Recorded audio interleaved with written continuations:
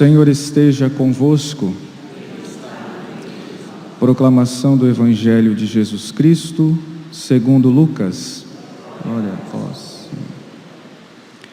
Quando se completaram os dias para a purificação da mãe e do filho, conforme a lei de Moisés, Maria e José levaram Jesus a Jerusalém, a fim de apresentá-lo ao Senhor. Conforme está escrito na lei do Senhor, todo primogênito do sexo masculino deve ser consagrado ao Senhor. Foram também oferecer o sacrifício, um par de rolas ou 2 pombinhos, como está ordenado na lei do Senhor.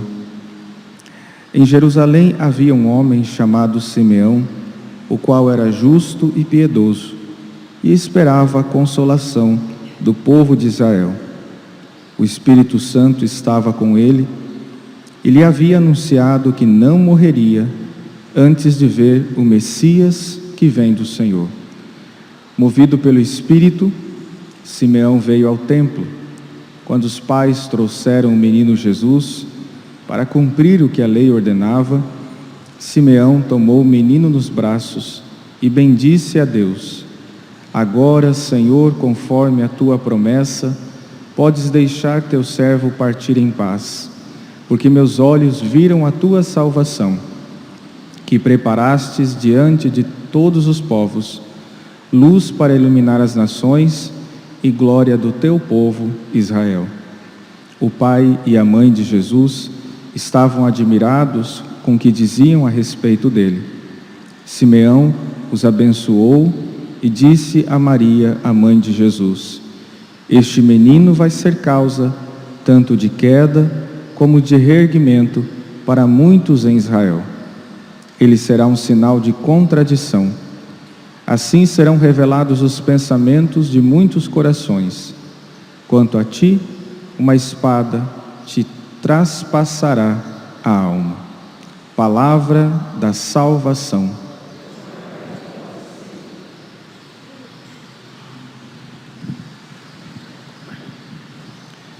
Caríssimos irmãos, nós celebramos o 5º dia da 8ª de Natal e a liturgia da Igreja nos apresenta de forma antecipada o Evangelho de São Lucas, que fala da apresentação do menino Jesus no templo.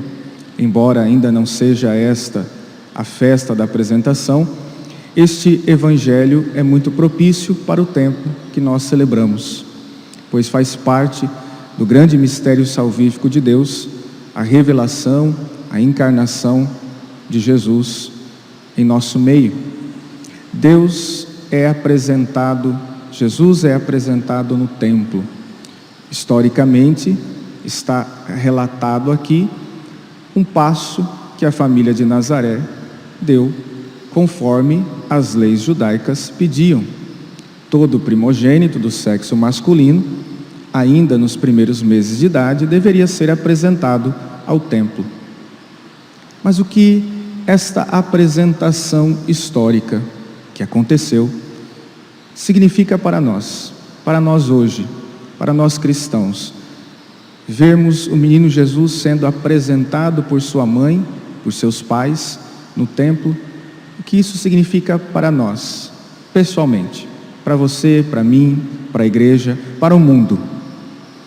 Vejam, no Natal nasceu a luz que dissipa as trevas. No Natal nasceu a verdade que destrói a mentira. No Natal nasceu, como Simeão anunciou, a contradição, sinal de contradição. Não é que Jesus é uma contradição, não.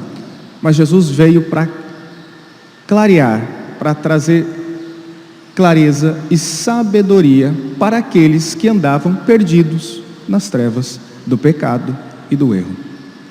Antes de Jesus, a humanidade vagueava pelo mundo sem saber para onde ir.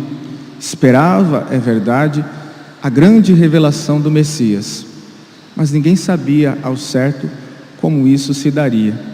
Jesus então nasce depois de ter passado por várias casas, nasce lá numa manjedoura, numa estrebaria, como uma criança frágil que necessita de cuidados.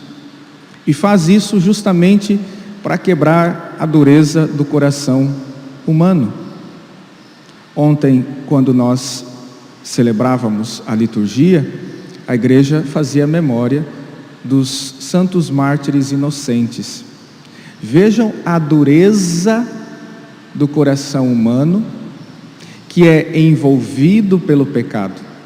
Herodes, que não conhecia e não esperava, ou tinha medo da verdadeira estrela, da verdadeira luz, do verdadeiro rei que nasceria, mandou matar todos os meninos com menos de 2 anos de idade, para evitar que o Messias assumisse o seu trono.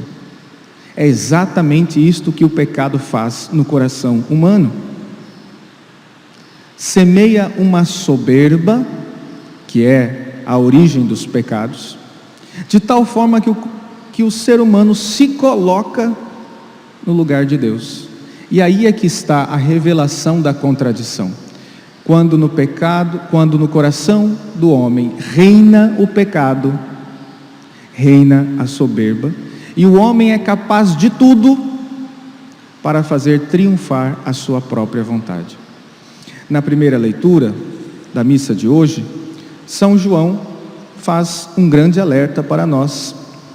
Caríssimos, eu não vos comunico um novo mandamento, mas o mandamento antigo que recebestes desde o início. Também vos escrevo, é um mandamento novo, que é verdadeiro nele e em vós, pois que as trevas passam e já brilha a luz verdadeira. A luz é o Cristo, que nos ensina, pela humildade, a buscá-lo, para que esta luz que brilhou no presépio, esta luz que brilhou na noite de Natal, clareie as trevas do nosso coração e nos ensine a buscar em Deus e somente nele o sentido da nossa vida neste mundo. Pois não pode aquele que conheceu a luz verdadeira, aquele que diz conhecer a Deus, ainda viver nas trevas. E como é fácil para o mundo de hoje falar de Deus e ao mesmo tempo dar um contra-testemunho. É muito fácil, nós vemos isso claramente nos dias de hoje, com a disseminação das redes sociais. Quantos são aqueles que dizem crer em Deus? Quantos são aqueles que iludem as pessoas se dizendo cristãos e devotos e piedosos? Quantos são aqueles que seguem o Cristo, que seguem os santos somente nas festas, somente nas épocas de festividade? Eu costumo sempre dizer que quando a gente caminha numa procissão, em preparação para a festa piedosa, em que nós devemos celebrar as virtudes heróicas dos santos, a gente sempre ouve a locução: viva santo tal, e a gente grita: viva, viva Santa Rita, viva, viva Santo Antônio, viva. Só que na maioria das vezes, levados pela multidão que caminha, a gente diz o viva e não percebe que aquele vocativo é um chamado para vivermos exatamente aquilo que o santo viveu. Como é que eu posso dizer viva Santo Antônio, se eu não estou disposto a abrir mão das minhas vontades desordenadas, para que o amor e a graça de Deus produzam em mim frutos de vida nova? Se eu não estou disposto a viver o que um São Francisco, o que um São Padre Pio de Pietrelcina viveu, eu estou dando um contra-testemunho. Homens de grande caridade para com o Senhor. Santo Antônio é retratado como menino Jesus. Eu falo de Santo Antônio não para fazer propaganda, né? Eu sou lá da paróquia de Santo Antônio. Santo Antônio é retratado segurando o menino Jesus no colo. Ora, esta imagem de Santo Antônio que segura o menino Jesus no colo é indicativo do coração do próprio santo. Ele soube acolher o menino no presépio. E mais do que isso, ele entregou a sua vida ao Cristo para que o Cristo pudesse dar a ele não uma vida velha, não uma outra vida, mas a vida divina, a vida da graça. Já não sou eu quem vivo, mas Cristo que vive em mim. É esta a finalidade da encarnação de Deus. Deus veio, se revela a nós, dissipa as trevas do nosso coração, do nosso entendimento, nos dá sabedoria, mas para comunicar a nós que Ele quer nos fazer participantes da sua vida. É a vida do Cristo que fará com que nós vivamos a eternidade reservada a nós. Não é a nossa vida, porque nós não temos capacidades e nem possibilidades de nos oferecermos uns aos outros a salvação. Eu não posso salvar ninguém por mim mesmo, você também não. Quem faz isto em nós? Quem move esta salvação em nós? Quem nos revela, quem nos comunica, quem faz com que a graça produza em nós frutos de salvação? O próprio Cristo. Por isso, ao ser apresentado no templo, é como que a família de Nazaré trouxesse Jesus até você, que é templo do Espírito Santo, para que o Senhor habitasse de forma definitiva no seu coração e na sua alma. Esses dias da oitava do Natal, nós celebramos vários trechos, vários pequenos pedaços, né, do mistério de Jesus. É claro que o Natal não aconteceu assim, repartido em pedaços, mas cronologicamente a igreja divide este grande mistério para que a gente possa colher profundamente as graças que estão ali apresentadas neste mistério salvífico. Deus é apresentado no templo, é apresentado a você, é apresentado a mim. Jesus hoje derrama por este evangelho pela primeira vez um pouco do seu sangue, não é? E nos ensina através disso a também fazer um pequeno sacrifício de amor. Qual é o sacrifício que você precisa fazer no dia de hoje para que Jesus definitivamente, ao entrar no seu templo, seu coração e na sua alma, estabeleça aí morada plena e reinado definitivo? Jesus não queria o trono de Herodes, Jesus não queria o trono de César, Jesus queria o trono do nosso coração.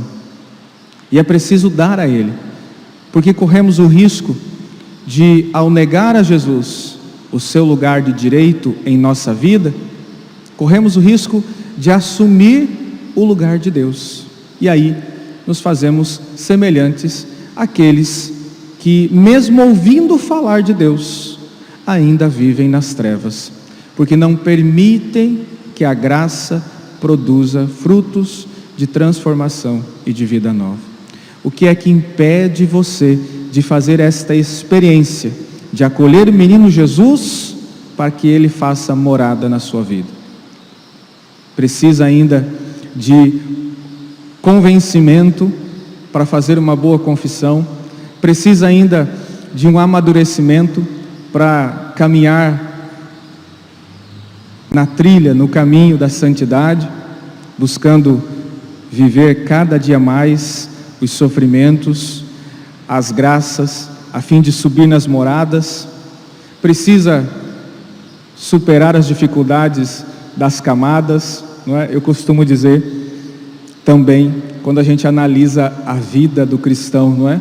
A gente vai descobrindo coisas novas todos os dias. Aí primeiro a gente descobre que tem 7 moradas, a gente precisa subir essas moradas.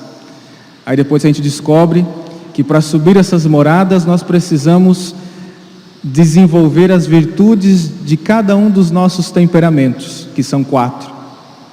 Aí depois a gente descobre que existem 12 camadas na nossa alma. Eu já me perdi, né? 7 moradas, 12 camadas, 4 temperamentos. Eu digo, ô Senhor, eu só quero ser santo. Será que dá para simplificar? Dá para simplificar.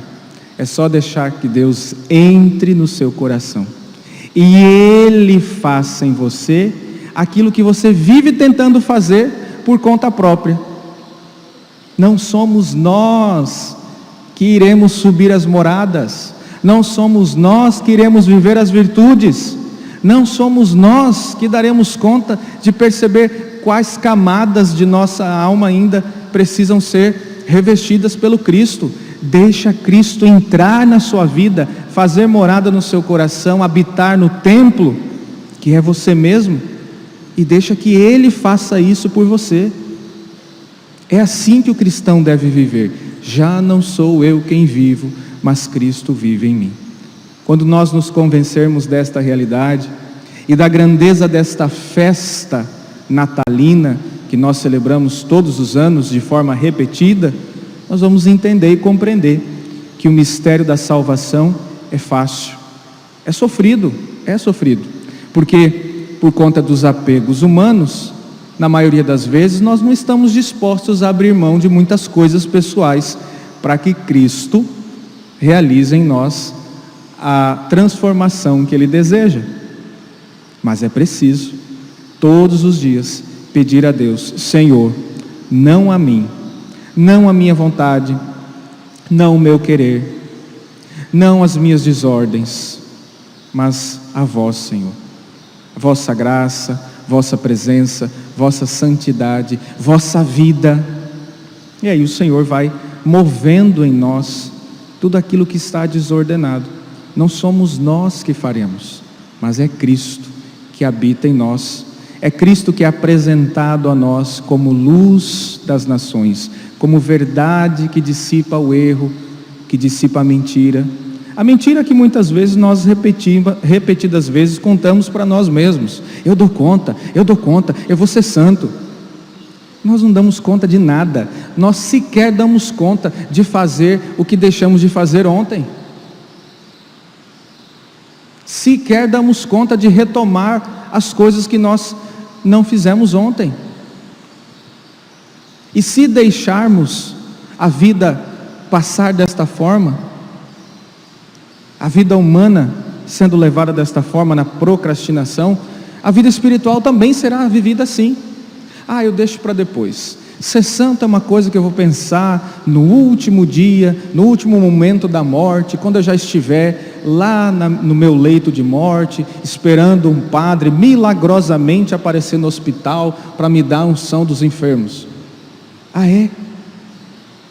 Vou deixar para ser santo só aí? Vou deixar para viver a graça da vida nova do Cristo somente no último instante de vida? Que vida mais sem graça, que vida vivida de forma tão egoísta, tão soberba, tão semelhante à vida de Herodes, que temia perder o seu trono e mandou matar. É isso que o pecado faz em nós, é a revolta contra Deus. Eu não aceito que Deus assuma o seu trono em meu coração, e eu tenho que matar a graça. Eu tenho que matar Deus. E eu mato Deus como? Com a desgraça do pecado. Eu não quero a graça, o pecado produz a desgraça.